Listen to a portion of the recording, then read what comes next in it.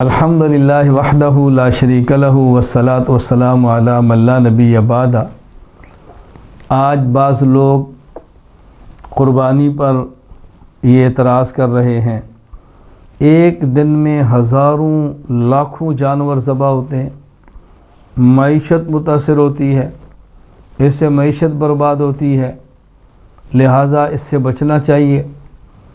شریعت معیشت کو خراب نہیں کرتی، معیشت کو مضبوط کرتی ہے۔ یہ کیسا حکم شرعی ہے کہ جس سے معیشت تباہ ہو رہی ہے؟ تو یہ بات اچھی طرح ذہن نشین فرما لیں، ایک دن میں کئی لاکھ یا کروڑ جانور ذبح کرنے سے معیشت متاثر نہیں ہوتی بلکہ معیشت مستحکم ہوتی ہے۔ صرف ایک دن کے جانور ذبح کرنے نہ دیکھیں، ذرا اس سے پیچھے چلے جائیں، پس منظر کو دیکھیں، سارے احوال کو دیکھیں تو آپ کو اندازہ ہوگا کہ صرف قربانی کی وجہ سے مسلمانوں کی معیشت کتنی مستحکم ہوتی ہے۔ نمبر ایک، جب قربانی میں جانور ذبح کرنا ہے تو پھر جانور پالنے ہیں۔ اونٹ چاہیے کم از کم 5 سال کا، گائے بھینس چاہیے کم از کم 2 سال، بھیڑ بکری چاہیے کم از کم 1 سال۔ تو جس اونٹ نے ذبح ہونا ہے اس نے 5 سال پلنا ہے، جس گائے بھینس نے ذبح ہونا ہے اس نے کم از کم 2 سال پلنا ہے، بھیڑ بکری نے 1 سال پلنا ہے۔ تو جب 1 سال تک جانور پلیں گے تو کتنے لوگ اس کے اندر مصروف ہوں گے؟ نمبر 2، اب اس جانور کے لیے چارہ کاشت کرنا ہے، اس کے لیے چارہ خریدنا ہے۔ تو چارہ خریدیں گے یا چارہ کاشت کریں گے؟ چارہ منڈی میں آئے گا، گاڑیاں استعمال ہوں گی، ٹرانسپورٹ استعمال ہوگی، مزدور استعمال ہوں گے، زمینیں آباد ہوں گی، اندازہ فرمائیں۔ نمبر 3، ان جانوروں کے دیکھ بھال پر نوکر رکھنے پڑیں گے، ملازم رکھنے پڑیں گے، افراد کو ملازمت ملے گی۔ نمبر 4، جانور کو قربانی کرنے سے پہلے جو جانور ہے اس کا دودھ بھی ہے، اب دودھ نکالا جا رہا ہے، دودھ بیچا جا رہا ہے، تو بتائیں دودھ مل رہا ہے، دکانیں آباد ہیں، گوالے اس پہ کام کر رہے ہیں، مکھن نکالا جا رہا ہے، گھی نکالا جا رہا ہے، لسی نکالی جا رہی ہے، بلائی بن رہی ہے، تو کتنا فائدہ ہو رہا ہے۔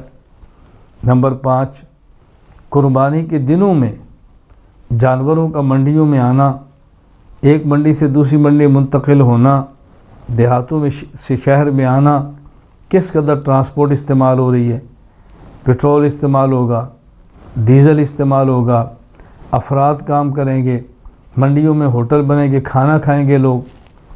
نمبر 7، بیچنے کے نتیجے میں زر مبادلہ کتنا ہوگا؟ جب جانور بیچنا ہے تو کس قدر زر مبادلہ جمع ہوگا؟ نمبر 8، قصائی ہوں گے، اجرت دیں گے، قصائیوں کو مزدوری ملے گی، ذبح کرنے کے لیے آلات آئیں گے، قصائی کتنا بڑا پیسہ کماتے ہیں۔ نمبر 9، جب جانور ذبح ہوگا تو پھر کھالیں ہوں گی، مستقل چمڑے کی صنعت بنتی ہے، لاکھوں اس سے کوٹ بنتے ہیں اور فیکٹریاں کام کرتی ہیں، کس قدر فائدہ ہے۔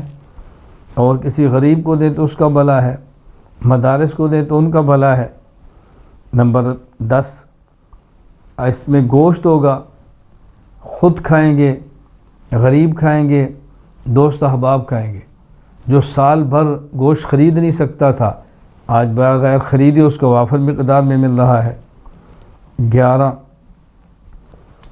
نمبر 11، یہ جانور کے چمڑے سے پورا فیکٹریوں کا نظام چلنا ہے، صنعت چلنی ہے، اس مال نے تیار ہو کے باہر جانا ہے، باہر سے زر مبادلہ ملکوں کو ملنا ہے۔ نمبر 12، جب یہ چمڑے کی فیکٹریاں ہوں گی، اس چمڑے سے کس قدر سامان تیار ہونا ہے؟ آپ ذرا اندازہ فرمائیں کہ چمڑے کی مصنوعات کتنی ہیں جو تیار ہونی ہیں، تو کروڑوں جانور کے ذبح کرنے سے وہ مصنوعات بنے گی۔ نمبر 13، کارخانے، فیکٹریاں، مزید اس کے لیے رنگنے والی فیکٹریاں بنیں گی اور بزنس کے لیے لوگ میدان میں آئیں گے، پھر اس سے اون ہوگی، پشم ہوگی، وہ کس قدر کام کے اندر آئیں گے۔ تو آپ غور فرمائیں کہ جانور قربان کرنے سے معیشت مستحکم ہوتی ہے، کمزور نہیں ہوتی۔ وآخر دعوانا الحمد للہ رب العالمین۔